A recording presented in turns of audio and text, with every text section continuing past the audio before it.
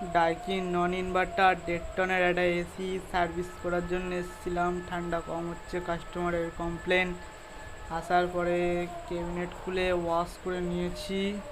Wash করা হয়ে গিয়েছে। ওয়াশ করা হয়ে যাওয়ার পরে ফোম দিয়ে জ্যাকেট লাগিয়ে ক্লিন করা হচ্ছে। ইনডোর দেখতে পাচ্ছেন ক্লিন করা হচ্ছে। ইনডোর ক্লিন করা হয়ে গেলে আউটডোরটাও ক্লিন করতে হবে জেড মেশিন দিয়ে।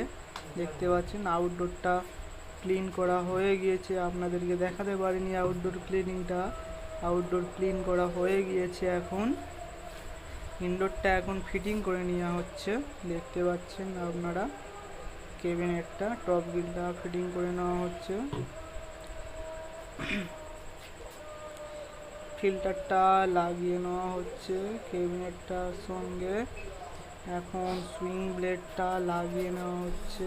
সুইং ব্লেডটা আর সার্ভিস করার পরে কিন্তু প্রপার ঠান্ডা আসছে। এখন সুইং ব্লেড লাগানো হয়ে গিয়েছে। এখন টপ গ্রিলটা লাগিয়ে নেব আমরা। টপ গ্রিলটা লাগানো হয়ে যাওয়ার পরে ওপর থেকে একটা কাপড় দিয়ে মুছে দেবো যাতে হাতের দাগগুলো উঠে যায়। আমাদের সার্ভিস কমপ্লিট। Tata bye.